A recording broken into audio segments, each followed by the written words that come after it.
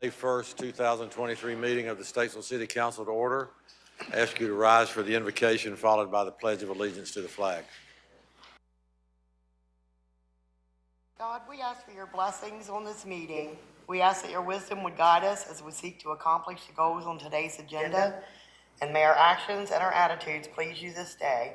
We pray these things in your mighty name. Amen. Amen.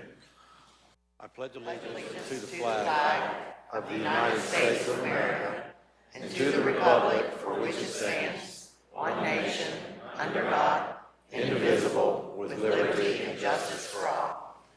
You may be seated.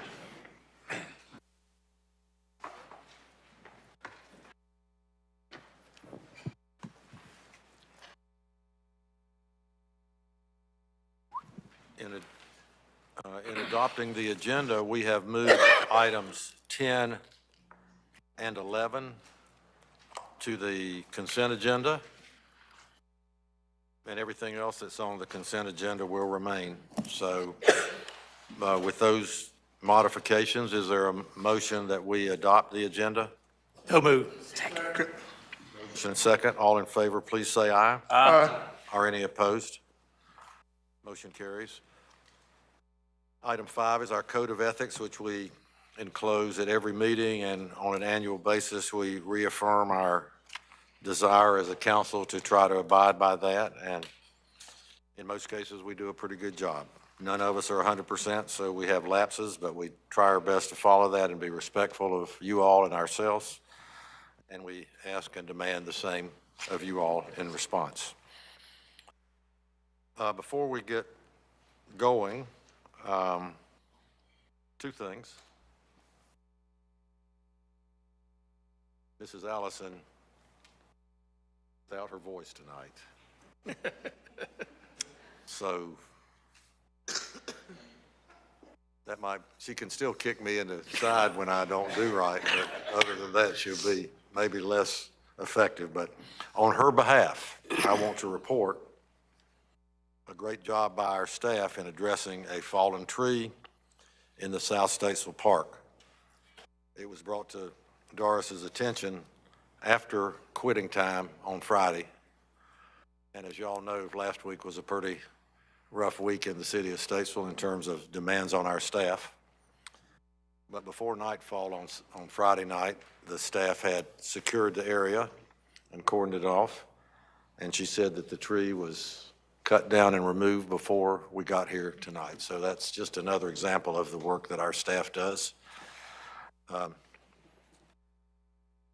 I say beyond the call of duty in some cases, but in any event, we're proud of that work. As you've heard many people say, we're proud of the efforts of all of our staff in addressing the fire. I know there have been other fires in our community and other tragedies, but this affected a lot of our staff because it required millions of gallons of water. It required securing the space. It, of course, required the attention of fire and police personnel. But I'll have to say I'm guilty of this too. I overlooked that there were many, many other people on our staff, from our manager on down, who played a vital role in making that less of a tragedy than it could have been. And again, on behalf of the council, I once again extend our thanks to everybody that was involved. That includes the citizens that rallied behind the situation. And that includes folks that maybe live outside of the city who provided food and comfort to those that were affected. And I guess in fairness, it includes those people that really don't give a hoot whether we had a fire or not and took no interest in it whatsoever. I guess sometimes I am more concerned about that group because I know those of us that are concerned will always rally and that the Statesville spirit will shine through. But I just want more and more people to display that spirit as we go through this life together. So it was a tough week. We're getting over it. We still don't have a lot of answers, but we'll have those answers. But we're appreciative to the entire community, starting with our staff and going to every one of you for your role in making that less tragic than it could have been. On a brighter note, I've got some proclamations and a mayor's cup to present, and I'm going to do that now.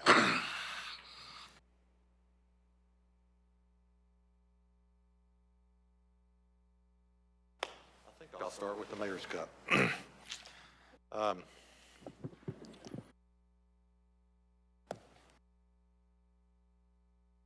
It was said after the last election that I didn't have much savvy, that the only real savvy that I had was helping to encourage banks to come downtown. And tonight, I'm proud that whatever little savvy I might have had, that I'd had that kind of savvy in bringing Blue Harbor Bank downtown. We've given this cup during my tenure as mayor to a lot of deserving people, a lot of deserving organizations that have made a great impact on our community, not just our downtown. And I think sometimes people fail to realize that the downtown serves a function other than just being its own little group. It is the heartbeat of our community. It is a place that most people who do business with the city must come to do that business. And so the more attractive it looks, the better. And in my humble opinion, the inclusion of Blue Harbor Bank in our city is a very beautiful and meaningful addition.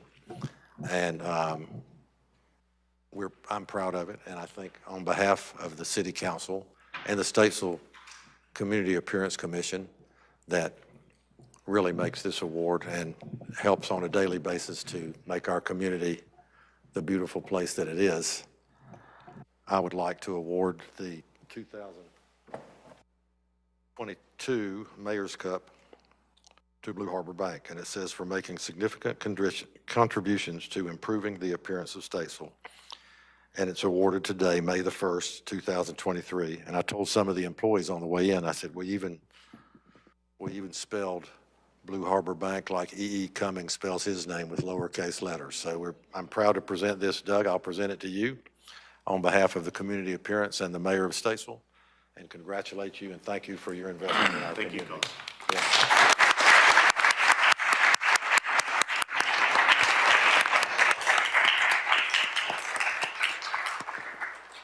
This is the real cup. It's already been engraved. And I think, April, what we'd like to do is invite the employees of Blue Harbor Bank that are here to come in front of the dais here.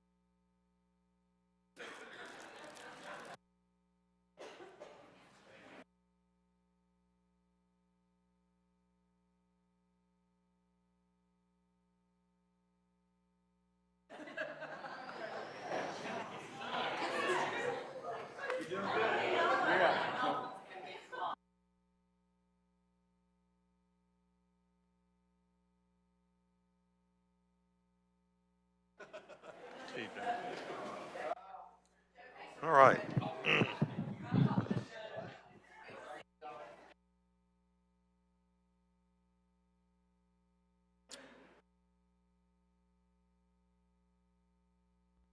Next, we have a proclamation for National Police Week, which is May 14th through 20th, and Peace Officers Memorial Day, which is May 15th, 2023.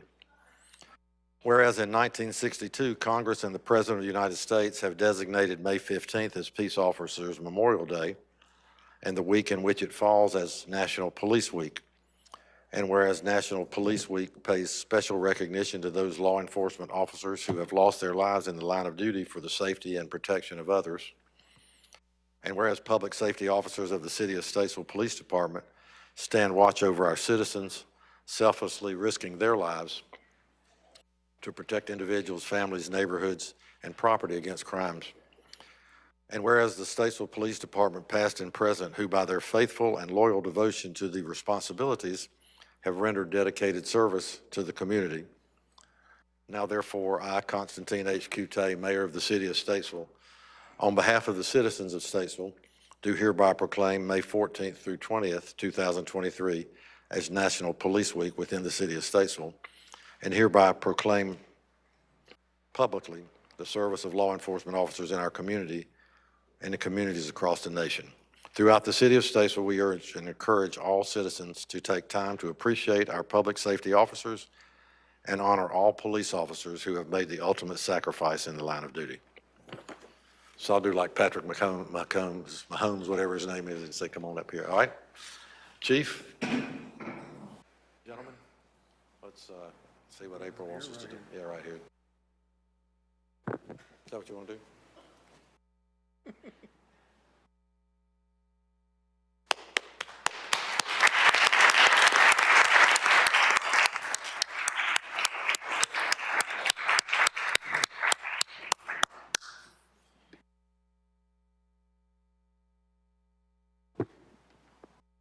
We must have a lot to proclaim later on in the month because all these are later in the month, but we'll go ahead and knock them out. This is National Public Works Week, May 21st through May 27th. Maybe Mark and Scott, y'all want to come up? Are y'all off that week or something? Y'all off that week of the 15th? You're not going to be here then or something? No. We're connecting the world through public works.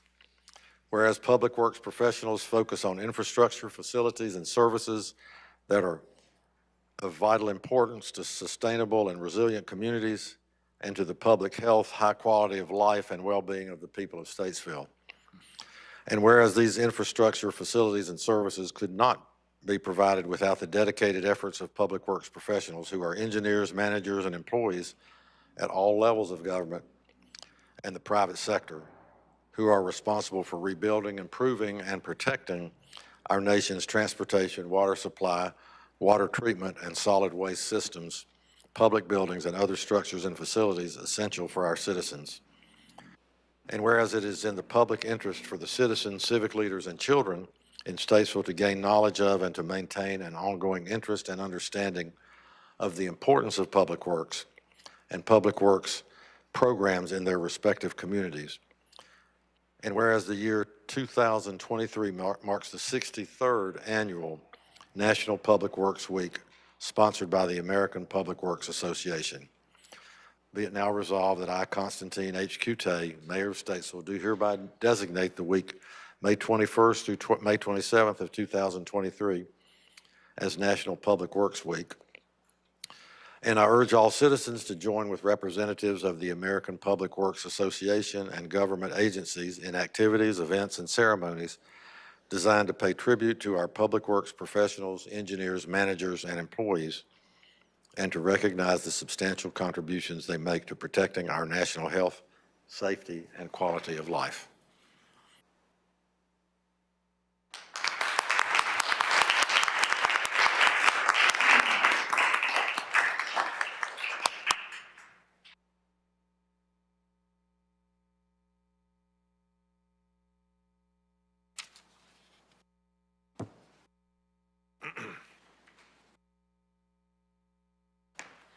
And finally,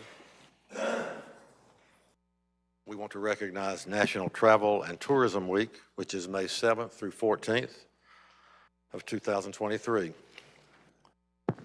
Whereas the travel industry fuels every industry and will continue to be an essential part of Statesville, North Carolina's economy, development, and workforce. And whereas travel is an economic powerhouse for every state and destination across the country, with an economic output of $2.6 trillion in 2022, supporting 14.5 million American jobs. And whereas travel spending supports vibrant and safe communities in Statesville, North Carolina, and across the United States by generating $84 billion in state and local tax revenue in 2022 to support essential services such as education, emergency response, public safety, and more. And whereas travel enables success for all industries, including manufacturing, agriculture, defense, healthcare, and more, by driving sales growth, innovation, education, and operations that move our economy, our nation, and Statesville, North Carolina forward.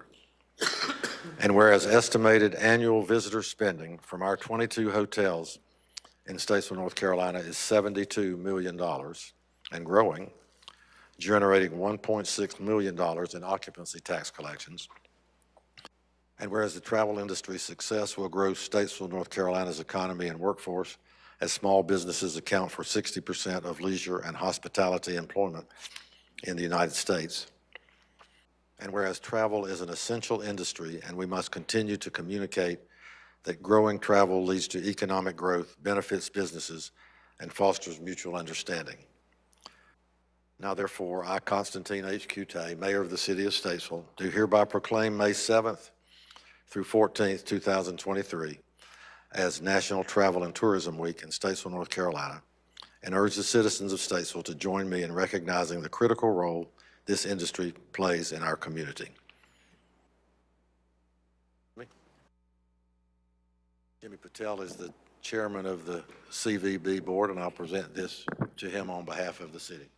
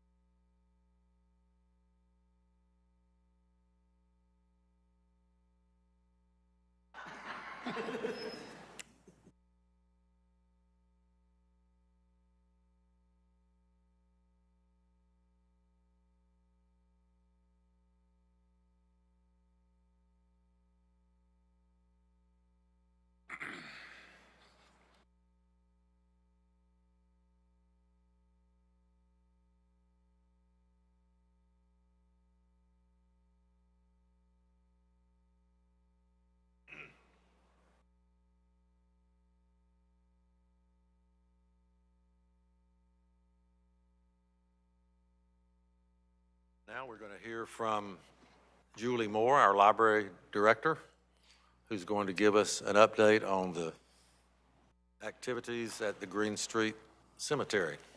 Welcome.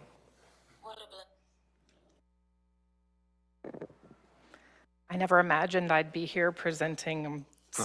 Feels a little uncomfortable. Not in the bad way, but just a little uncomfortable. Well, our manager loves you. Well, I mean, in his own way. I mean, he appreciates the work that you do. Watch out now. And he's a good he's a good judge of character, so don't feel nervous. As a librarian, I strive to provide accurate information, which is difficult in a time where people rely heavily on the internet and often don't fact check to see if their source is reliable or credible. There has been a lot of misinformation spread about the Green Street Cemetery ground penetrating radar project, and I hope to clear some of that up this evening. The project has a lot of moving parts, collaborating agencies, and a variety of parameters in which we need to be mindful of. In my opinion, a lot of the confusion comes from the county and the city being two separate entities. I'm appreciative and excited that we are able to work together on this incredible preservation project. The county, specifically the library, is managing the grant, and the city is responsible for the care and upkeep of the cemetery. For the citizens, this is irrelevant, but from the standpoint of how each organization proceeds and the parameters in which the county and city operate, it is not. I loved what Vivian Williams said during the public comment period on April 17th at the last council meeting. This is phase 1, part A of the project. or how I like to refer to it, the first step of many. The library is involved in the first step, but moving forward will not be a part of the additional steps the city takes unless our assistance or partnership is requested, as we do not want to overstep our bounds. Grants are wonderful and complicated, but at the same time, grants provide the opportunity to have an impact or meet a specific need, but each grant has guidelines the recipient must follow to a T in conjunction with their organization and partnering organizations' operating procedures. In case there are people in attendance this evening that are not familiar with the Ground Street GPR survey, I'll take a few minutes to provide some background information. The library applied for a grant, a $20,000 large project grant through NC Humanities last year, and was awarded the grant in September of 2022. The grant requires a 2-to-1 match, and the $40,000 match is being provided in kind. The $20,000 the library received from NC Humanities will pay for the cost of the GPR survey in the amount of $5,970 and materials and supplies in the amount of $14,030. The matching funds provided in kind by the library and our community partners, which include the City of Statesville, the Statesville chapter of the NAACP, in downtown Statesville, total $53,430, well above the $40,000 required. The library and the community partners are providing goods and services as opposed to money, while working collaboratively together and building relationships. This is a great time to point out that everyone working on this project is contributing their time, services, and expertise in addition to their regular duties and not in lieu of. The NC Humanities Large Project Grant Funding Period runs from November 1st, 2022 through June 30th, 2023. No funds were allowed to be expended, nor could work be completed that was counted towards the in-kind match prior to November 1st. Lynn Strozier from Omega Mapping Services was awarded the contract to survey the cemetery. In order to select Omega Mapping, the library was required to provide 3 quotes to the county purchasing and contracts manager. Once the quotes were reviewed and Omega Mapping was selected, the contract had to be reviewed, approved, and signed.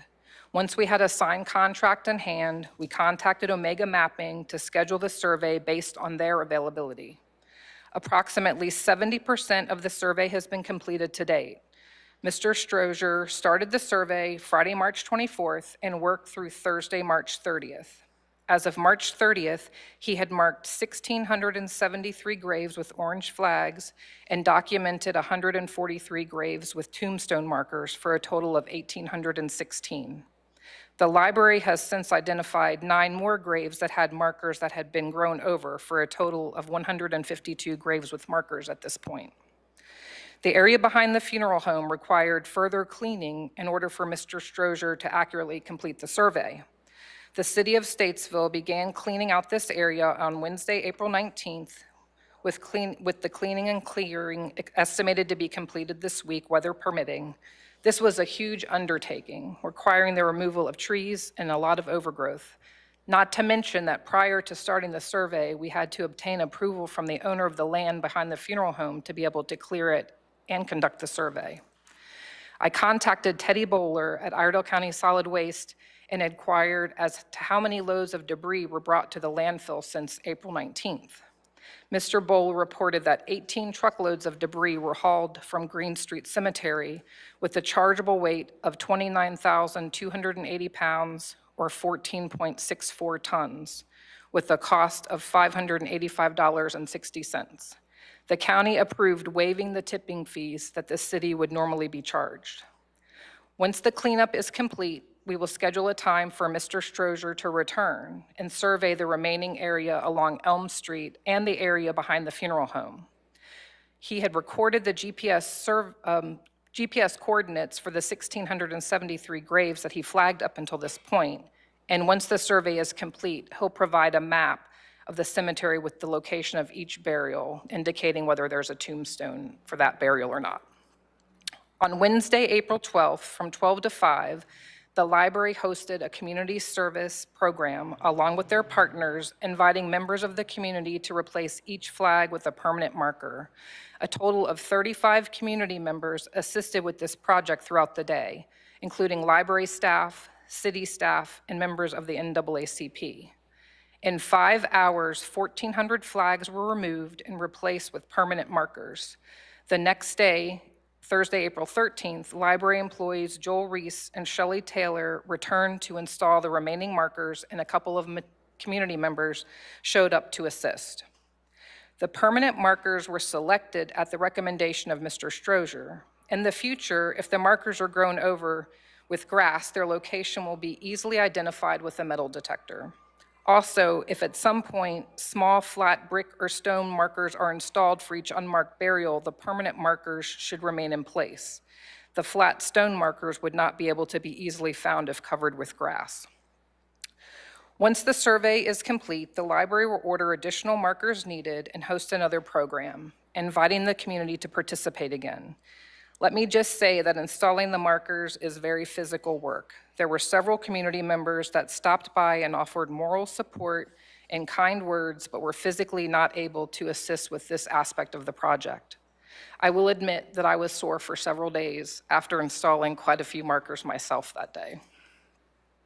After the additional markers are ordered and we know how much grant funding is remaining to work with, the library will meet with their community partners to determine the best sign options to present to the public for feedback and approve through 2 community forums. The forums will be held at City Hall, and they have been scheduled for May 16th and May 30th.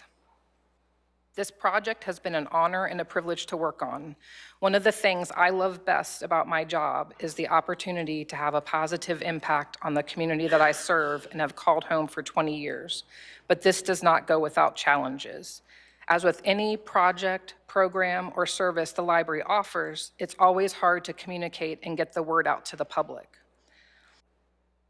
As I hope most of you know, the library is so much more than books, and that message is always not heard or seen. This project has been no different. We have communicated updates through email, newsletters, on social media, in the newspaper, through our community partners, and by offering programs, just to name a few. But if the community does not have email or check it on a regular basis, does not partake in social media, have access to the internet, get the newspaper, or come to the library, all of the community is not reached.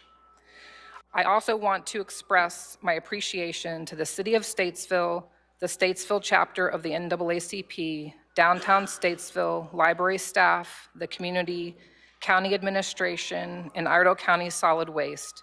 Without the support and collaboration of all of these organizations and people, this project would not be possible. After the GPR survey grant project,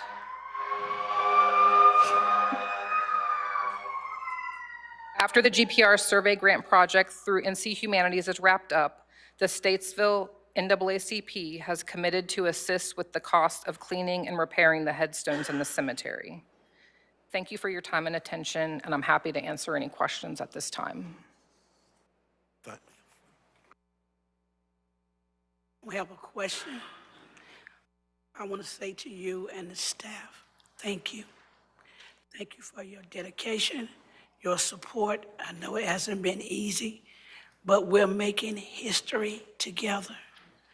And I think if the people want to know more, you've given them valid information that they can look at and see. It is about the need, it's about the purpose. And if we're about the greater good, we're going to appreciate those that's making it happen. So on behalf of me, and I believe council, I'm not speaking for everybody, but I thank you. I thank you from the depths of my heart. Thank you. That you all will continue doing the great work that you're doing. Joel and Shelley have definitely done a lot of amazing research.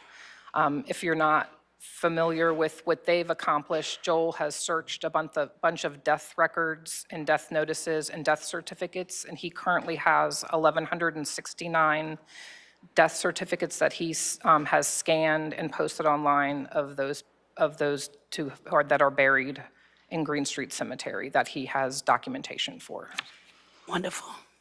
And Joel Reese at the library has been working on this since 1978, probably long before most of us thought about it. And again, you mentioned this, but I want to give an additional shout out to our city staff who, with the help of Mr. Scott, who got the permission to go on to the private property that's not really part of the cemetery, but where we believe a number of graves are located. We cleaned that on our dime. Yep. And, kind of outside of the grant. And we were happy to do that. It looks great, and we did it with our staff. And Doris she was proud she got one tree cut down. We probably got 30 or 40 trees. Well, you said 14 tons of debris. So thank you very much. And we'll look forward to continuing. And when we get, as Mrs. Williams said, to Phase 1, Part B, we're on our way. So that's great. Thank you very much. And we look Thank forward to you. having you come back again when we're complete with this phase. Absolutely. Thank you so much. Thank you. Great job. Moving to the consent agenda, these are items that are considered to be routine and will be enacted with one motion. Unless a member of the council wants one of these items removed from the consent agenda.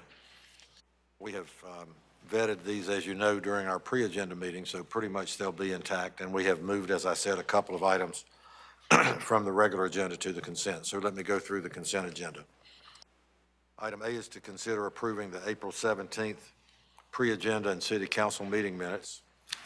Item B is to consider approving second reading of TA 23-04, which are text amendments to the Unified Development Code to amend Article 3 zoning, Section 3.04 zoning district regulations, and Table 3-1 use matrix.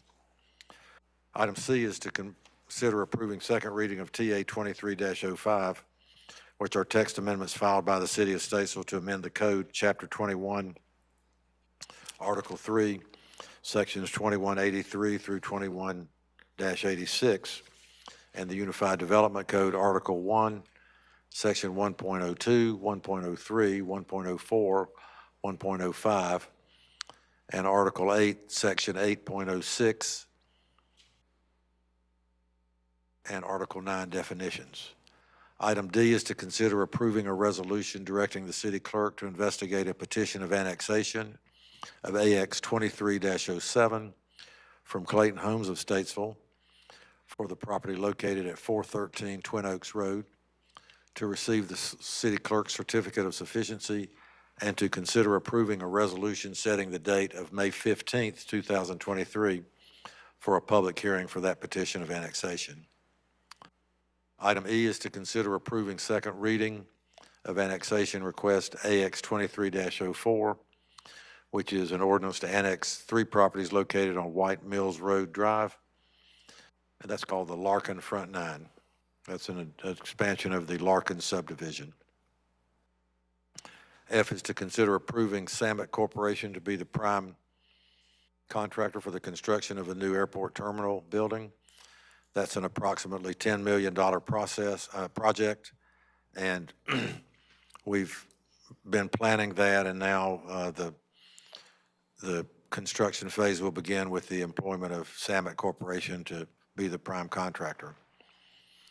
G is to consider approving Community Appearance Commission's request to purchase 5 sculptures to install at proposed locations. Item 10 is to consider approving a resolution to take over the maintenance of the abandoned Green Street Cemetery. And I remind everybody once again that that was an action that the City Council took in 1961 but never perfected it. And on advice of our attorney, we're being asked to do that again, which we're happy to do. And we will sign and record a resolution indicating that we will take over the maintenance of the abandoned Green Street Cemetery. There will be the additional issue, I suppose, after we finish this, addressing this property behind the old funeral home as to how we might continue to maintain that property since it is not owned by the Cemetery Association. And then item 11 is to consider approving a item 11 on the regular agenda is moved to the consent, is to consider approving a request from Waves Entertainment and All American Stage. And that's to move the previously approved Second Saturday Festivals to downtown Statesville. Those will be on the days of July 8th, August 12th, September 9th, and October 14th. And that will include their sharing the out-of-pocket costs that the city will have, which primarily relates with the employment of off-duty police officers at the property. Is there a request that any of these items be moved from the consent agenda? If not, is there a motion to approve the consent agenda? So moved. So moved. Motion and second. All in favor, please say aye. Aye. Are any opposed? Motion carries unanimously. Thank you. Item 9 is to conduct a public hearing and consider approving first reading of AX 23-05, which is an ordinance to annex property located at the corner of James Farm Road and Glenway Drive. Mrs. Ashley.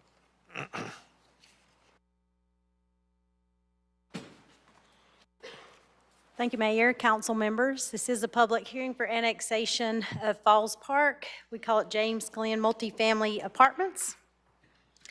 The property is located off of James Farm Road and Glenway Drive. For some of you, that's directly across from the Doosan Bobcat facility on James Farm Road. It's a little, almost 17 acres, and it's proposed for 264 apartment units. It was rezoned in November 7th of 2022, and it was contingent upon annexation. And this is a voluntary contiguous annexation. You can see it is adjacent to existing city limits, which are shown in blue on the location map. Property is currently undeveloped. It is been approved, like I said, for apartments. It's almost $710,000 current value and an estimated over $42 million with improvements. This is a view of the subject property looking north from Glenway Drive. And then here's the zoning map, and it has recently been rezoned to R5 multifamily conditional zoning, so there are some conditions attached to it. Both Iredell and City Water are available to this site. City Sewer is available. Duke Energy will provide the electric. And again, it was rezoned from light industrial to residential multifamily to allow the apartments back in November of 2022. Typically, it's been the city's policy to annex properties if they're in close proximity to serve with city services. Therefore, staff does recommend approval of the first reading of this annexation located at the corner of James Farm Road and Glenway Drive, and I'll be happy to answer any questions you may have. Thank you. Are there questions for Mrs. Ashley before I conduct the public hearing? If not, I'll declare the public hearing open and ask if anyone came to speak about this annexation.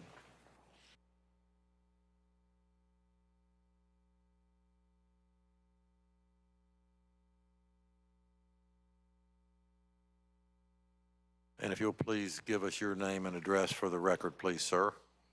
All right, thank you. My name is Chris Lamack with Elevation Real Estate Group out of Huntersville, and my address is 7831 Adeline Lane in Sherrills Ford, North Carolina. And I am here to basically answer any questions that anybody may have on this annexation. Again, as Ms. Ashley said, we were rezoned back in November, and we're hoping to start the process later on this year if we're able to move forward. So I'll answer any questions anybody has. Thank you. Are there questions? Thank you very much for being. What's the estimated time frame as far as build out on this project, you think? We're actually just finishing a project in Mooresville, and it's taken about 16 months. So if we start end of third quarter of this year, we're looking at the first part of 25. Are there other questions for Mr. Lamack? And is there anyone else that came to speak during the public hearing? If not, I'll declare the public hearing closed and ask council if there is a motion to approve first reading of AX 23-05. Motion by Mrs. Allison. Is there a second? Second by Mr. Foster or Hudson, somewhere, everybody that direction. Any discussion? If not, will all in favor please say aye. Aye. Are any opposed? Motion carries unanimously. Thank you very much. Item 12 is to receive a report on the current state of parking in downtown Statesville, key issues and possible solutions. And we welcome Brittany Marlowe, the Executive Director of the Downtown Statesville Development Corporation.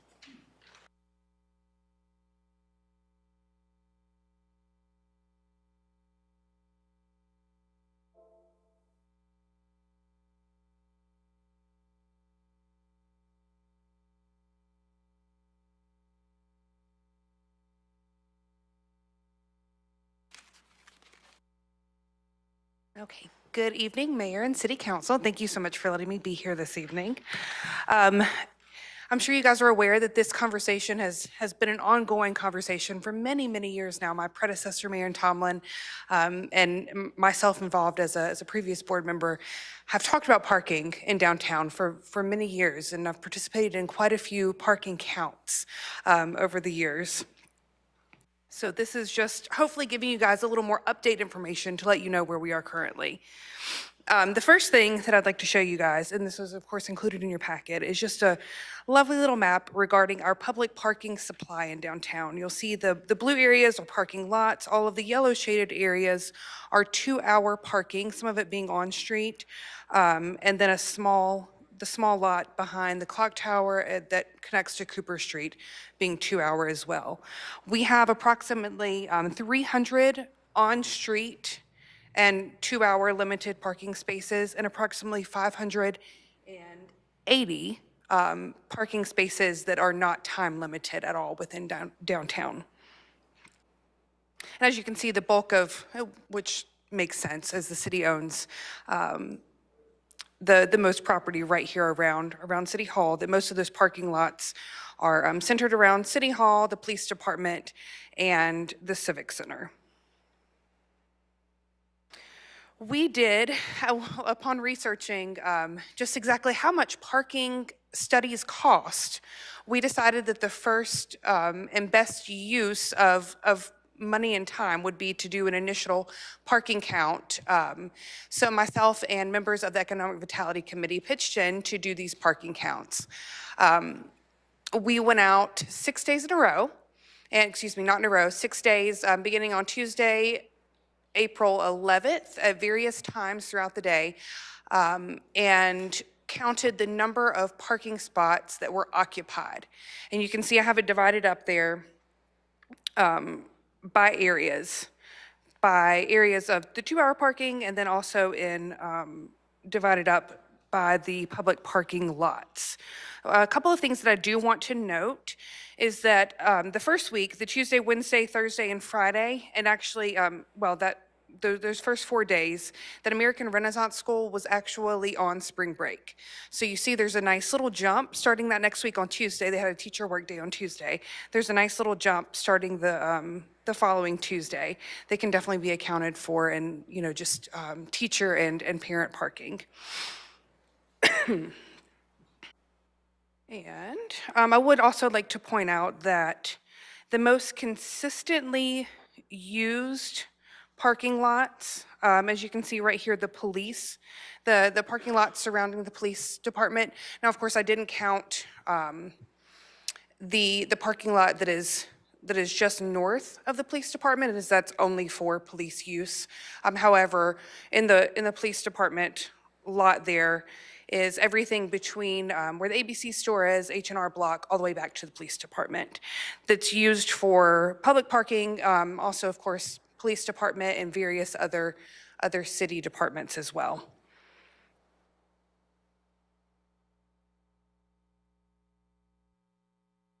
And just a little more about that. The most consistently occupied areas outside of that police department parking lot will be the South Meeting Street lot. That is the lot beside of the plaza, just behind Roots Outdoor. The Broad Street between Meeting and Cooper would be also pretty consistently full. Center Street between Water and Court, and the Pecan Park parking lot. Of course, if we go back to the spreadsheet, you can see that there's a decent little jump starting that next Monday and then definitely the Tuesday.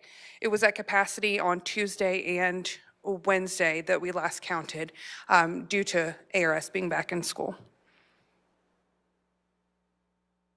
The Court Street parking, the parking on Court Street is of course limited right now with the construction that's going on, but that was pretty consistently full as well. And then the most consistently underutilized parking lot would be the Walnut Street parking lot, and that is the one just south to the public parking lot right there beside of Dr. Payne's building. And there was consistently only 3 or 4 cars in that lot. The next part of the parking, of our version of a parking study that we did, is we instituted a parking survey that went out to most anyone we could reach. We sent it out to those who are on our newsletter contact list. We sent it out to business owners, to city staff, asked people to spread it far and wide, just so that we could get the best results as possible, and especially wanted to hear from patrons of downtown, not just people who are here to work every day, but also the experience of patrons, because that's what a lot of parking is for, is to provide economic growth within downtown. So we had 453 responses. The majority of respondents, thankfully, were patrons of downtown businesses. They were given the chance to identify whether they owned a business, were employed at a business, were a resident of downtown, whatever their relationship to downtown was. 55.5% of business owners, employees, property owners, and residents report not having any dedicated parking for their business or their home. 32.6% of respondents reported that using 2-hour parking, that they do use 2-hour parking, even if they know that they will be there for more than 2 hours. And 39% of those report that they do so because public parking is too far away, and 13.2% because they're not sure where public parking is. The entire workday and lunch hour are perceived to be the most difficult for parking. 73.1% did not know where to find a map of public parking. 50.3% know where public parking lots are. 39.7% know where some public parking lots are. And 9.9% reported not to know where any of our public parking lots are in downtown. One of the most interesting things is that complaints about parallel parking were quite persistent, and we know that parallel parking is here to stay, that it's not really a feasible option. So that's another way that we can help educate the general public and our downtown business owners. Some other current issues that we see in parking, Economic Vitality Committee within the DSTC has worked on this for several months, and this is something that keeps coming up. The UDO requires upper story residential parking to have 1 parking spot per dwelling plus a parking spot per bedroom. And as you guys can probably think about and see, that's not really feasible for a lot of buildings in downtown. The huge majority of buildings do not have any deeded parking with their buildings, and if they do, maybe it's enough for 4 or 5 spots, but not a substantial amount. Satellite parking is an option in the UDO, and from my understanding, the satellite parking has to be within 300 feet of the entrance door. There are some buildings that is also not feasible for. Anything, as of course the tragedy that struck downtown last week, as those buildings are look to be redeveloped, there's no parking within 300 feet of that front door. That's definitely an issue that's going to have to be addressed for those buildings in particular if upper story residential is to be a part of that plan. So as I said, it's not a consistent option. I also have had a couple of developers, one actually who has a piece of property under contract right now, who came and sat down in my office and said that is a concern of his, brought it up to me as something that he is definitely concerned about in wanting to redevelop the property that he is purchasing, is the need for some type of dedicated parking or at least a change in the UDO. So as I see it, in talking with people who have most recently developed upper story residential, including Michael and Diane Young over at 212 South Center. Also, Nick Martin is in the process over just above 201 West Broad. And in talking with both of those, they are both and are planning on using the satellite option. And so that's the most feasible right now, but like I said, not across the board. Possible solutions would be to remove the requirement totally. And the way that would work itself out is that most of our parking is taken by business owners and employees during the day, and upper story residential is mostly going to be, that parking is mostly going to be utilized in the evening. So that, could be a feasible option. And we also, in researching parking, I had a great meeting and conversation with the parking department in Boone and their Main Street manager. And they actually they operate 3 lots, their parking department does, and do a permit program for business owners, for employees, and for residents, where they charge a relatively minimal amount. Their fees were something like $175 and $350, I think maybe $325 for the year to lease a parking spot. If we were to do something like that in downtown Statesville, we would definitely have to pick the parking lots that are of high value, and the ones that kind of popped up as possible points of interest would be the Cooper Street lot behind the clock tower, and also the South Meeting Street parking lot right behind the plaza. Those are easily accessible to where upper story residential would be, and also still don't take up too much. Those are relatively small parking lots, so there would still be plenty of space otherwise in downtown for parking. Another current issue that we have is our 2-hour parking enforcement. It was noted several times on the survey that people have issues with it just not being consistent. And I don't think that it's any particular, I think it's mostly just human error and the fact that people aren't familiar with the way the process works. Just some interesting things about our current enforcement, and many thanks to the Assistant Police Chief Brian Johnson and our Police Records Division Supervisor Ana Garcia Morales for putting together this information on ticketing and parking fines. Parking enforcement, for those of you who work and play downtown, the site of the parking Jeep vehicle is probably quite familiar, as is the face of our parking officer, Rodney Garner, with that long stick that he uses to chalk tires. He occupies a part-time civilian position. The proposed wage for this position for the fiscal year 23-24 is $17,903. Parking enforcement typically has 2 key purposes: keeping parking available and serving as a source of revenue. And that keeping parking available is key to our downtown businesses, to keep people rotating in and out, more people visiting their stores. North Carolina Main Street has a number that goes along with a parking spot, and it's somewhere around $50,000 a year is the value of one front row parking spot to our downtown economy. Parking enforcement ensures that parking spaces are available for those who need parking. Short-term parking discourages the use of those parking spaces closest to storefronts for long-term parking. In turn, short-term parking encourages turnover in those parking spots, effectively providing downtown businesses with more customers. Parking enforcement, tickets, booting, and towing serve as disincentives to abusing short-term parking. The threat of a ticket or booting or towing discourages individuals from using short-term parking for longer-term stays, thus keeping the spots open for businesses. Since January 1st, 2022, the City of Statesville has issued approximately 5,000 parking citations and generated roughly $73,000 since July of 2019. In 2020, the City Council wrote off $3,440 worth of parking tickets for the previous year.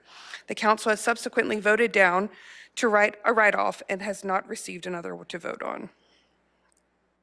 And also, just back to the presentation a little, a possible solution to the issues that we see with, just the consistency of the 2-hour parking would be a vehicle potentially equipped with license plate recognition. This is something that Hendersonville has done. I talked to Jamie Carpenter, their Main Street director there, at length about some changes they've made in parking, and that's one that they have recently done, to where the vehicle will ride through, read license plates, and there's not the opportunity for people to sneak out and wipe the chalk off and things like that that we know happen. There's also we do have the ordinance on the books for booting and towing to deter ticketing. However, from my understanding, one of the obstacles with that was that people cannot pay tickets online, but I believe that is being very quickly remedied, and that'll be fixed soon. Some long-term solutions. I should say paid parking. Paid parking is, in general, not seen as favorable from the public. We did a short little survey, just a little blurb on our social media. About 88% of people said that they would rather walk 2 to 3 blocks than to pay for parking, which is not what we see the facts of. But nevertheless, that's people's mindset. So they are not, the people who generally come downtown are not favorable to on-street paid parking.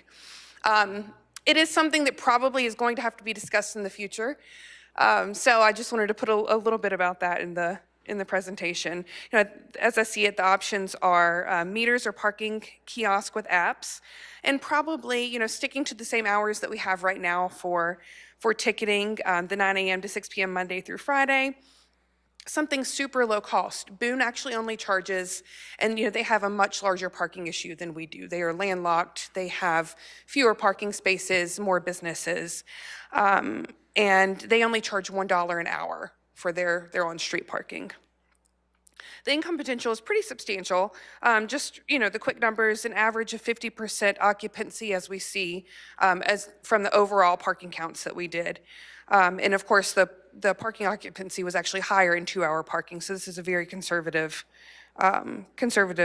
number right here. Would bring in about $6,700 a week. There's also the option of paid public lots. The potential trial run in just a lot or two to see how it goes. And those lovely kiosk/app systems that you can pay from your phone and don't have to worry about having money on you. Another long-term solution would be a parking garage. And I know there has been lots of parking deck and parking garage conversations going on. These are the sites based on the parking counts and just where there is enough space to do so, that myself and the Economic Vitality Committee saw fit. The Rotary Farmers Market parking lot, or somewhere right around the Civic Center. The Cooper Street lot, and that would relieve some of the excess ARS parking. Pecan Park, that parking lot, as we discussed, is at capacity pretty regularly. The police department lot, that is one of the, and I put that in yellow because that is one of the, like I said, the most consistently used lots throughout the time periods that we looked at. From 9:30 in the morning, noon, and then also in the afternoon at 5:30. It is consistently used throughout the day. And also the Civic Center. As the Civic Center grows and does what it hopes to do and attracts more events, like we had the one we hosted the North Carolina Main Street Conference, parking was definitely an issue for that and will persist. And then 2 lots that would be really neat to see as parking decks, but are not city-owned at this time. The county lot on Meeting Walnut, that would be a really neat location for a parking lot, very convenient. And then the Bank of America lot on Broad Street.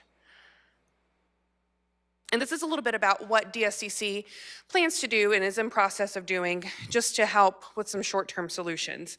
We are going to push to educate downtown patrons, business owners, and employees, and just people in general on parking via our newsletter and also our social media. We'll have a campaign rolling out in the next couple of months, just to help people understand there's that large percentage of people who don't know where public parking is. Work with private parking lot owners to determine when or if private parking can be used publicly during some of those peak times. and then potentially place signage letting the public know. That will also be, those times and parking lots will also be noted on the new interactive map that City GIS is working with us on to develop, and that'll be embedded into our website. Determine where additional wayfinding signage for public parking is needed. As you guys know, we have great wayfinding signage, but a lot of people, I think, just don't realize it's beautiful, and I know part of the purpose is for it to blend in and to not be obtrusive in our beautiful streetscape. But maybe working to add some more of that, or determine if it's in a great location to help indicate where people can park. And with that, I would like to say thank you to Matthew Pierce. He helped me gather all the information, a great help on this project that is definitely ongoing. And do you guys have any questions? I would like for you to sit down because I don't want you to deliver a baby on our watch. Thank you. It's getting close. That doesn't mean we won't ask some questions. but, Okay. Are there questions at this time? This is a very comprehensive report. Brittany, one thing that I noticed, if I understood right, if there are 880 places, according to your analysis, the most of those that were occupied was about 500. I mean, there was still a lot. I believe it was 64% was the highest. So there's still a lot of parking available, but There is. It's just on the outskirts. maybe educating and wayfinding and all that more than, and of course, I read the article by Presley Maddox, maybe we should all get e-bikes and that'll help out quite a bit too. We can. Okay, well, we definitely want to analyze that report if there aren't any questions, and I think we can use this information to direct our going forward, but we really appreciate and look forward to working with you more in that regard. Wonderful. Yep, we are here to assist in any way that we can, for sure. Thank you Thank so you. much. Thank you. All right, and finally, our friends from Davenport are here, Mitch, to guide us with a financing proposal for the fire station and warehouse. Sir, Mr. Mayor, council members, thank you for having me this evening. I think you all have a summary in your packet, but I'm going to pull it up on the screen as well.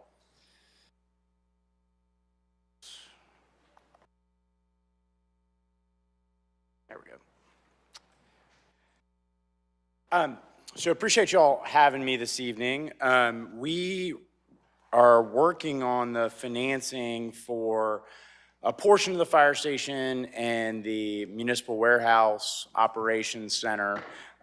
We put out proposals to banks, and we call it Around 50. It's a large list of banks that are active in the municipal lending world, and particularly here in North Carolina for municipal financings, and sent that out on March 13th, and it was out on the street for about 3 to 4 weeks. We talked to a number of banks. Ultimately, we received 6 responses for the potential financing. Very pleased with that response level. For the longer term financings, we asked for 15 or 20-year term for the financing. There's a more limited pool of banks that really respond to those. So felt good about the 6 responses that we received on those.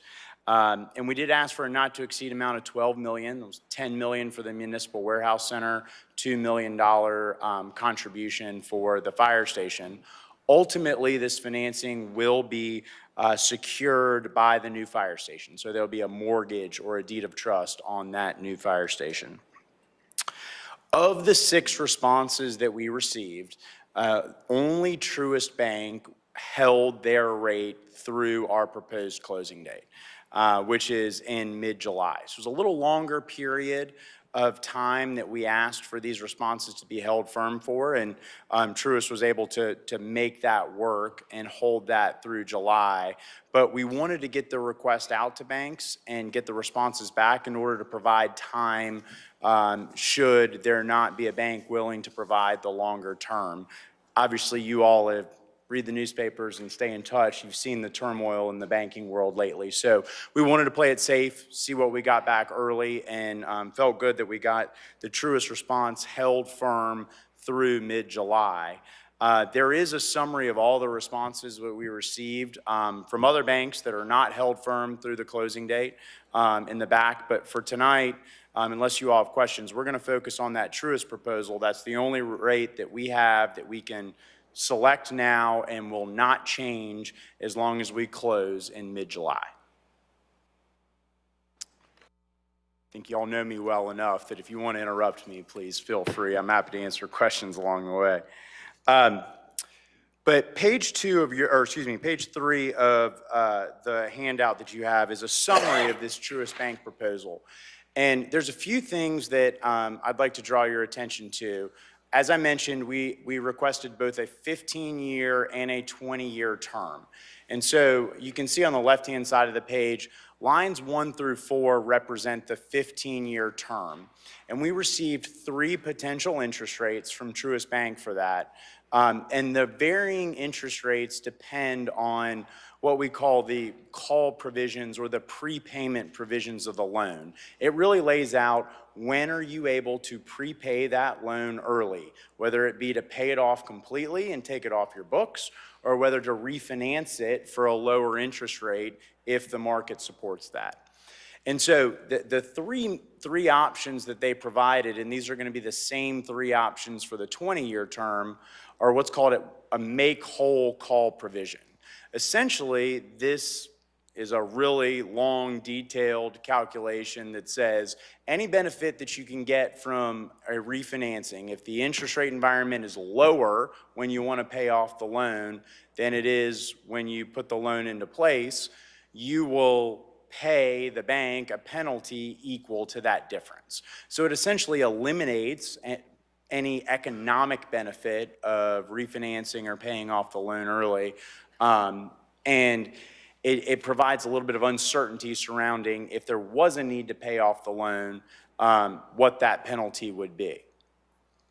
Options 3 and 4 are prepayment, on lines 3 and 4 are prepayment provisions that allow you to prepay the loan off early without any penalty. That's what we call a par call. It's a prepayment of the loan without penalty. Option 3 can be done for you can do that after 7 years. In line 4, you can do that after 10 years. What you'll see here is the make-whole call is the lowest interest rate, a 3.99 for the 15-year or a 4.03% for the 20-year. That's the lowest interest rate because the bank is the most protected. They know what their return is going to be on that loan, because if you pay it off early, you're still going to pay them a penalty that makes them whole or makes up the difference.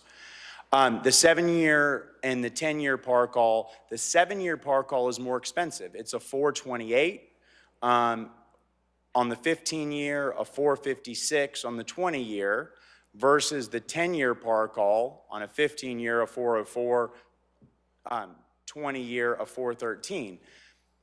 There's a pretty big penalty or a pretty big cost in terms of interest rate for those 3 extra years of prepayment flexibility.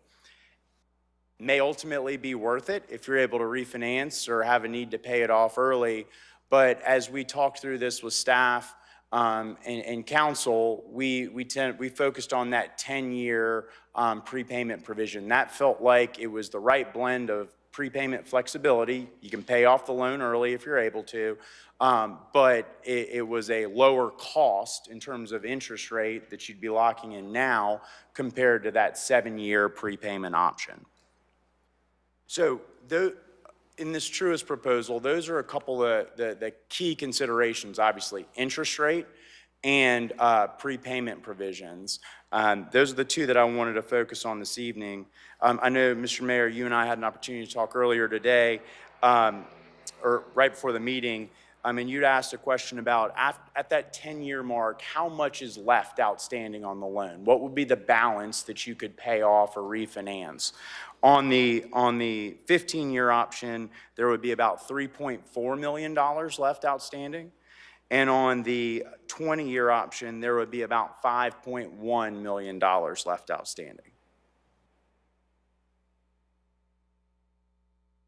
So I'm going to pause there. I do have a comparison because I think there's another decision is going to be not just the prepayment provisions, but also that term, 15 versus 20 years.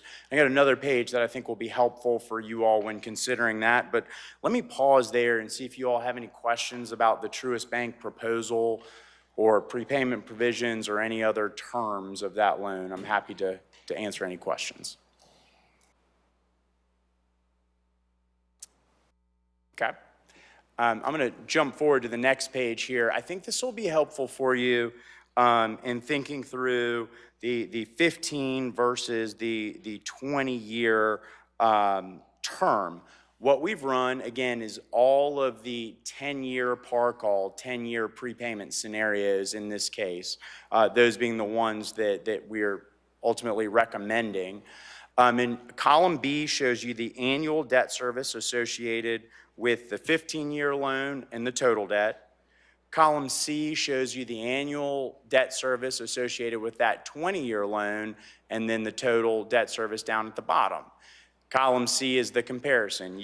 And what you see there is for the first 15 years, while that 15-year term is outstanding, the 20-year option has the lowest annual payment, right? You're repaying it over a longer period of time, so it has a lower payment. In the earlier years, it maxes out at $162,000 differential in annual payment. But then what you see is after 15 years, you're still paying on that 20-year loan. That's where you start paying more than you were on the 15-year loan. And then column E is the cumulative difference. And you can see there that where the benefit lies on the 20-year loan, through fiscal 2038, you've saved up to $1.7 million in total payments, but then you start eating into that benefit pretty quickly because you're still paying on the loan. Ultimately, the 20-year loan costs you about $1.1 million more over the life of the loan because you're paying interest for an extra 5 years. So really, when you're thinking about this, you're balancing out, is the lower payment more beneficial to us in the earlier years, or is saving interest over time more beneficial? And when thinking about that, the right half of this page shows you what the planning interest rate is. What we've been looking at in all those capital plans that we've talked about in the planning models, we've been assuming a 5% interest rate on that.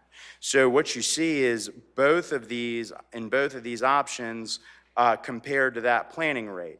The 15-year term, while it's got a lower interest rate, we were assuming a 20-year term in the planning model. So in the earlier years, the 15-year term would be higher debt service than what we've assumed in our planning models.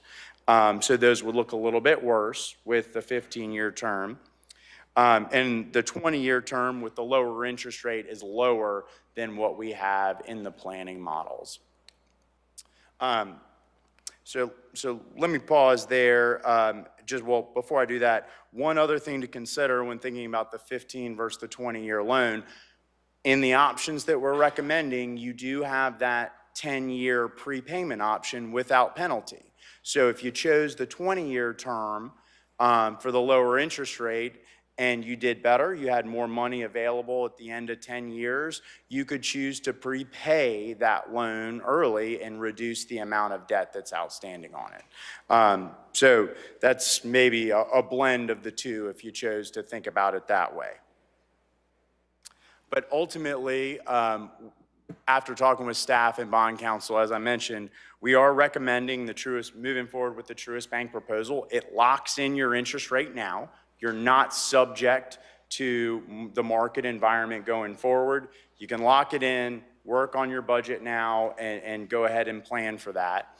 Whereas the other proposals that we received, you would not be able to lock in that interest rate until the end of May or early June. And so you'd be floating with the market again, for another month to month and a half. And then related to term, we're also recommending that 10-year prepayment option, again, maintaining your flexibility while minimizing the interest cost. And then ultimately, we recommended either the 15 or the 20-year term. That's really, I think, a decision point for you all to make, with the 20-year term fitting in the planning model better. But the 15-year term with the lower interest rate is not significantly higher than what's currently in the planning model. Ultimately, we do have to accept this Truist proposal by Friday, May 5th, in order to lock these interest rates in. So what we'd be looking for from you this evening is just maybe a simple motion and vote on whether you'd like to move forward with that, or you prefer to do another option. And that'll really kick off the rest of the financing calendar for us. I'm happy to walk through next steps, but I'll pause here and let y'all ask any questions. Mitch, are the payments annual payments, or is that just the total of monthly payments on the? Well, so they are the total, those are the total payments. They are I'm gonna double check this for you, but I believe they're semi-annual payments that we requested. Double check. Is there a monthly payment option? Because that would, or is that too? There are, we could ask for that. It would make some difference. I don't know how significant it would be. It would make a small difference, paying it off monthly throughout the year. You'd save a little bit on interest. Whether you do better or not, I think really just depends on where interest earning rates are, right? Compared to your loan rate. So typically, semi-annual or annual payments, and we asked for semi-annual here. I did confirm that. They're semi-annual payments. That's the standard in the municipal world. And I think the principal payments are going to be annual, interest payments are going to be semi-annual, and that really kind of simplifies things for the processing of the loan. Like I said, whether there's any benefit of monthly is really going to depend on where you are with your interest earnings rate. My question is to the city manager. When you were looking at the overall budget and the general fund balance, capital improvement stuff forecasted out, what gives us the most flexibility? The 15-year or the 20-year? Well, On the 10-year call option. because we use the 5% planning rate, that gives us, to me, these are such favorable comparisons to that. My personal preference has been the 15-year because, as Mitch said, the difference in that first 10 years, each year is nominal. And we're already seeing better than expected returns, through the reappraisal. What I think we're going to see is future growth that's surpassing what I think is in the planning model for our next 10 years. So either one of them, in my opinion, we can support and gives us enough flexibility to do it. I would prefer, if it's me, getting it over with early and getting us to that point after 10 years that you have flexibility to refinance. Thank you. Help me understand here, when we're talking about the warehouse, are we going to phase this project? Because initially we started talking about the warehouse and the garage. Are we funding a phase of this thing regarding the warehouse, and we're going to come back and do the garage later? This would be the garage. Okay. This is the $2 million from the fire station, and then what we hope is around $8 million for the garage. The rest of that project will be handled through the electric utility department, so that's going to be together, but the construction costs are split. Okay, am I to understand then that the remainder of the project related to the warehouse is going to be funded out of enterprise funds, or we're going to come back and borrow some more money that's going to have to be serviced out of the general fund? It's going to probably be a mix of funds as we get to them, but the future phases, so we have the next phase of the warehouse, or the bigger warehouse project, is the actual conversion of the garage to a warehouse. I think that's going to be made up with various funds. because everybody uses it. There'll be a heavy electric contribution to that one. Then we'll get into the retrofit or potentially replacement of the current electric building, which is, I think, the heaviest lift. Mark, Scott, I think that's the most money in the future phases, but that's about 3 years out. So we'll have to come back. That'll be partially funded by enterprise funds, if not entirely by enterprise. Depends on the mix of who we're putting into that building. Did we consider taking the general, some component for the general fund? Because it seems as if we're going to have another significant cost of issuance that could have been consumed in large part in this one if we'd done 15 instead of 12, for example, now. So a couple things on related to that. I may have confused matters, Mr. Jones, a little bit when I just referenced the general fund portion, but the current project, I want to make sure I clarify this. The current project for what we're calling the warehouse is phase one. It's a combination of general fund and electric fund. The $10 million for this phase is just the general fund. Then I believe they're scheduled up to maybe 5 total phases, and there could be, in the capital planning model we've looked at, there's additional borrowings for the general fund in future years for those future phases. But the reason why we can't necessarily get ahead of that and borrow for more of those phases right now is because we have to get approval from the local government commission for all of our debt financings. And one of the findings they have to make is that a borrowing is adequate but not excessive. And in order to make that finding that the amount we're borrowing is adequate but not excessive, they look to see what the project bids are. Do we have a fixed firm cost for the project? And this phase one is the only phase right now that we have a fixed cost for of the general fund components. So that would preclude us from borrowing for those later phases right now.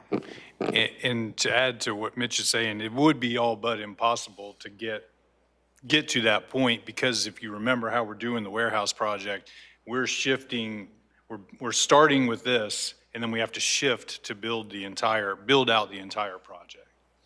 So it's probably a 6 or 8 or longer year total build out on that campus. Well, what's in the budget for cost of issuance? Is that generally a percentage of the issuance? Because if not, then we're paying more in Van Allen. I mean, I don't know if you pay them that much more for 15 million than you do for 10 million, or? Yeah, they're generally mostly fixed costs related to the financing. So whether, and that fee is a lender's counsel fee, that's Truist counsel fee. Don't see that vary very much with the size of the loan. It tends to be fairly fixed. The other costs of issuance all generally are fixed within a range. Title insurance components, and when we have to get title insurance or things related to real estate, can vary based upon the loan amount. That was funny. I thought I read that they said they didn't want a title examination. They don't. In this case, I think they're going to be okay with a title search or a title opinion, but that's a cost of issue. I'm trying to think of cost of issuance that can vary. I get this phasing, but I wonder, and maybe this is for the staff, it looks to me as if our cost of issuance is going to be excessive over time by doing a phase. I mean, if we're going to spend 175 grand the next time when we borrow 2 or 3 or 5 and another 170, I mean, then all of a sudden your actual cost, I mean, that 4.04 is not as generous as it sounds. Well, and And agreed and understood completely. And I guess I would point out there's also the possibility of combining with other projects as you do other projects in the general fund. And what we would normally do is try to time them like we did with the fire station and the warehouse, that they can be done at the same time, so to minimize the total amounts. But I mean, I like the deal. I like the 15-year option. I like the fact that the 4.04 is not much more than their MWC number, so that's pretty good. I just don't like the fact that a year from now or 2 years from now or whenever we get around to it, we're going to have, I mean, the cost of doing business I mean, I don't mind paying you guys, but I don't like paying, well, I mean, you're going to pay a big number for the same kind of service that could have been a little bit more perhaps, but not, I mean, incrementally more, but not excessively more as it could be going forward. And I guess there's no way around that when you're dealing with the local government commission. Except to try to lump as many projects together at one time in the future and come together with, hey, we got a bid on the police station, we got a bid on phase 2, we got a bid on fire station 5, and we want to bring that all to you at one time, for example. Yes, sir. Understood. You nailed it. I mean, we're a little bit limited on our ability to when we can borrow for projects if they're not bid, but I think there's some tools, and like you did with the fire station, and you can put reimbursement resolutions in place and try and package multiple projects together at one time so that we can limit the amount of number of issuances that are done. And that being said, and that's a great point. We do, and as you all know, because you've been hearing about our capital improvements plan, we can try to achieve that because we've got, in this upcoming budget, which you haven't seen yet, we have plans to draw for a couple of the top priorities. They may time in exactly with one of the future phases of the warehouse. So we can attempt to do that where we can. Particularly for the warehouse and that whole 5-phase thing, there's a significant enterprise fund component.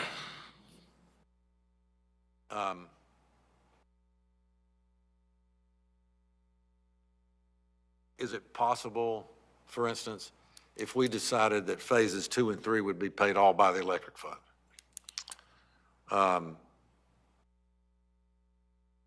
We still wouldn't be prohibited if we wanted to take 4 and 5 and issue more. I mean, and you borrow from Truist or whomever. I mean, we could lump future phases in with some of these other projects, or I mean, rather than I mean, let the electric fund begin to figure out what their part is going to be for the whole project, and let them pay for a couple phases without us having to go back to the well unless we've got other projects to combine at that time. If that makes sense. Yes, sir. I think that's doable, and that's one of the benefits here with doing these together with the fire station is we're not having to put a mortgage on the operations warehouse center. So that's going to be free and clear, and when it comes time to do other financings over there, that will be an option to use that as collateral in the future. We are a little bit limited in North Carolina in that you can only offer collateral on projects that you're spending money on. So we have to be careful of that, and that's one of the reasons why it works so well to be able to pair the fire station with the operations center. Okay. Are there other questions? I think it's a great presentation. I've liked what you all have done all the way, all along on everything that you've presented to us. And I think I like the fact that you worked with our staff and said, we're gonna drill down and we're gonna give you the 2 best options and y'all pick rather than. Here's what I don't like about it. I mean, being told by May the 5th, which is Friday, we got to do this or we can't be guaranteed this rate, these terms. Well, if the deadline's Friday, where the hell you been? Why wasn't you here 2 weeks ago?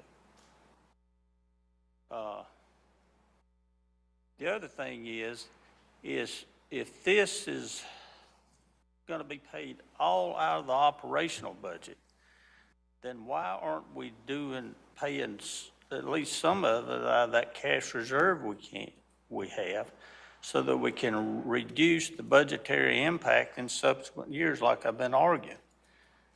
But every time I bring that up, then, well, we got to think more strategically in terms of the context of the budget. But it seems like now we're on the verge hauling off and borrowing $12 million and then no discussion at all about the context of the budget.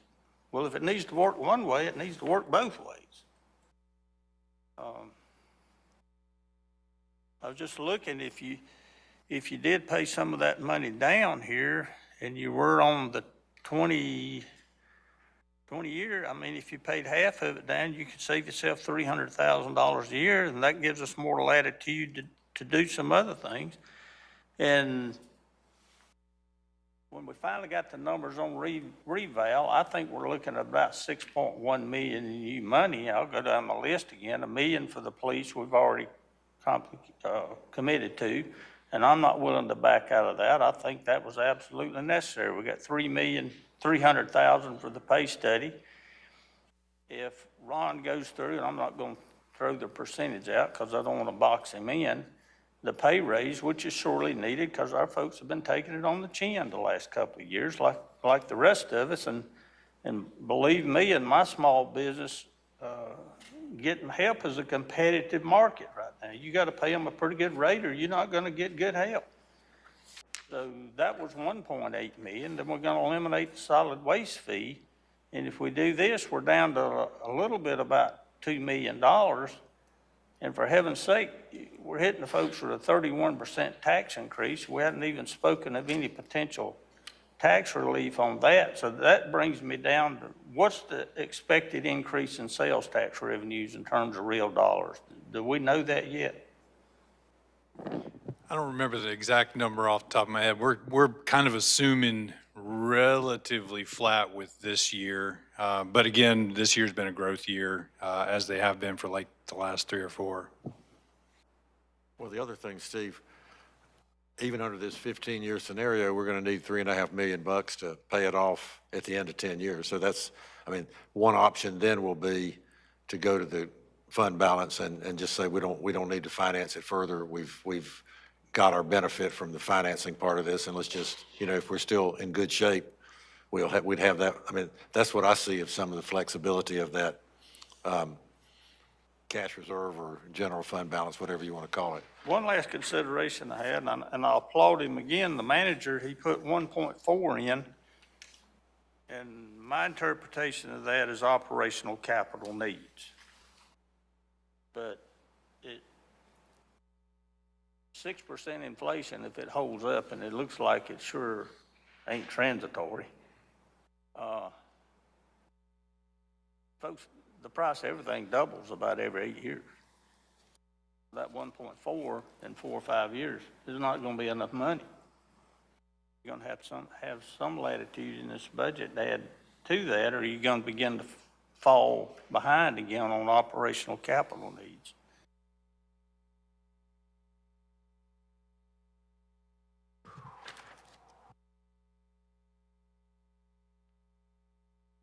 When's the drop dead deadline with the LGC? The LGC? Yeah. We're going to their July 11th meeting, and our application will be due to them on June the 6th. And we have a preliminary letter that has to be sent by May 26th.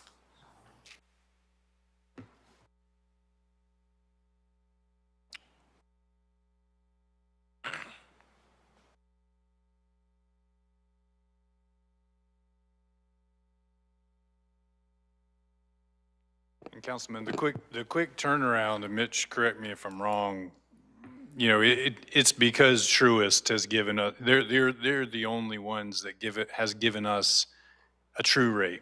That's not got some level of risk associated with it based on the fact that we've got a closing that's in July. And so that's really what's driving, they're only willing to hold it for so long. And I guess we came to this last week. Their original proposal wasn't held firm until after this meeting. We went back to them and asked them to give us another proposal that would be held firm till after this meeting. They originally were going to do tomorrow, and we're able to push it out to Friday. And I don't know if this plays into it at all, but I guess we would have normally had your budget message and the budget tonight. So some of these questions about how the budget really looks and what have we got in there, we would have known that, contemporaneously with this information, because I think all of us are not nervous about the budget, but interested in, what have you proposed for salaries? What have you proposed for other capital needs? And how does that work in? What other revenue sources have you found? That kind of stuff. And so some of those are unanswered, but I guess we're relying on your saying that what I, as city manager, know about the budget is consistent with what we've proposed here, and that you have incorporated the first year's payment, I guess, into the budget, and can present us a budget that balances with that, with that involved? Yes. Included, not yes. involved. And at the risk of sounding henny-penny, I've looked at the future projects, and in the CIP, there's a Fire Station 5, a police department expansion, all the future phases of this project. There are, and then some, but those are the ones just off the top of my head that I know the prices aren't going down, and all the flexibility that we have by shifting that 10 million or so over from fund balance to float these projects over time. I just see that as we need that flexibility. There's going to be opportunities, I think, to buy down, like with the fire station, probably to buy down on the Fire Station 5, on the PD, and do that type of thing. But I've been very hesitant. I've been cautious because I see all of these projects, and there's momentum behind the projects, because you've said you want to do these things over the next 5 years, and we're trying to figure out a way to make sure we can make those happen. Now, this is a good budget year. Absolutely, there's no doubt. I mean, but it's at least halfway due to the very good reappraisal that we've seen. Well, I think now would be a good time to see if we can get a motion from the council, and then if we get a motion in second, we can continue our discussion. If it sounds as if maybe people have had their concerns answered to this point, so I guess let's see if there is a motion regarding the financing proposal for the Municipal Operations Center and Fire Station, and then we can discuss it further and come to some conclusion about that. I make a motion based off of the manager's recommendation that we accept the 15-year term with the 10-year par call. Second. Right. Now is there discussion, further discussion?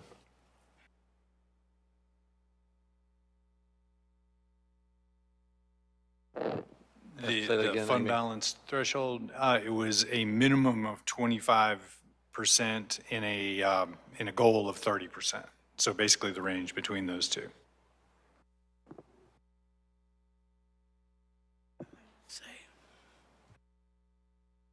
I'd like to say that we are in a delicate situation, and to have all these banks and only one made a decision to work with us, and we need them, they don't need us.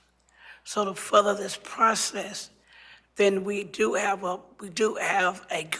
made a good start, and we have finished this out. There are gonna be what ifs. We can deal with the what ifs, but if we lose this opportunity now, we're going backwards, and we don't have time to go backwards. And like I said, the economy's pretty good right now, so we need to ride on what's good right now and move it forward. Is there further discussion on the motion? I appreciate what they've done for us. I don't feel quite that needy. I mean, I pretty much understand these finances. I became chairman of the Board of Commissioners in the worst recession since the Great Depression. Well and done. About 3 or 4 years All later. well, me good the- and done, but now it's time for us to move on. Well, I got something to say, damn it, and I'm gonna say it. Say it, but we still gotta move on. 3 to 4 years later, we had the 2 largest capital projects in the history of the county paid for, $38 million in the bank for the first time in the history of the county, a AAA bond rate. So I understand these things. What I'm trying to move forward is a discussion about why is there a rush to borrow the entire amount that's being paid for out of the general fund? we ought to shift as much as we could to the enterprise fund. And if we do use some of that fund balance to pay it down, then we can start building that money for the next project that's gonna come out of the general fund. I think, Steve, to your point, and I do agree with what you're saying, if we lock in at this rate now, most likely the rates are going to rise as well as the cost. It will give us the flexibility to use our cash to pay for those projects, to your point. And to Ms. Lawton's point, as long as we're staying within our fund balance guidelines of somewhere between 25 and 30%, we should be good. I think so too.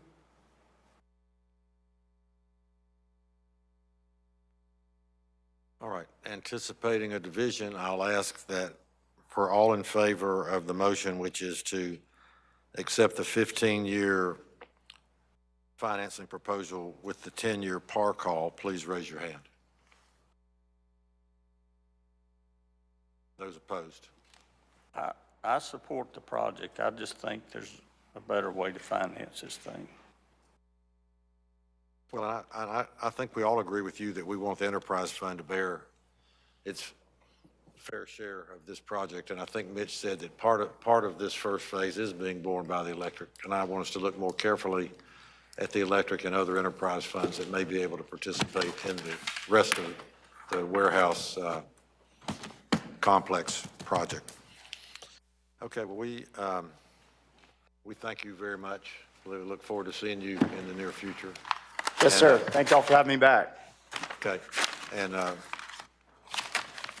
Mr. Manager, I'll ask you for your report, and then we'll go home. Thank you.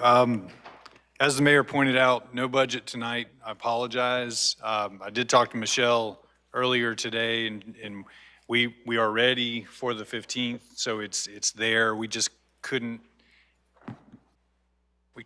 quite pull it together for tonight. That was the plan, but we will do that on the 15th. You'll hear the budget message, and then you'll get the budgets to go through those. I won't go through everything I have, but I do want to point out on June 20th, and I'm giving this to you pretty early, but on June 20th, there is going to be a housing symposium that the Statesville Housing Authority has initiated with Central Iowa Regional Council and the city as co-sponsors. We're going to work with them to talk about the state of housing, similar to what Matthew had talked about a month and a half or so ago, but on a larger scale, interactive. The entire council is invited, and I hope you all can come. We'll get more information out on that a little bit closer to the date. Let's see. And one more I'll say is Saturday, May 6th this Saturday, from 10 a.m. to 12 p.m., there's going to be a cleanup of Free Nancy Branch at Mac Anderson Park. So in the same vein as the community cleanups, Adopt a Street, they're going to do a project out at Mac Anderson. So that's something I wanted to point out. I really don't have anything else to add. With that, is there a motion that we adjourn? So moved. Second. All in favor, say aye. We are adjourned. We up out of here.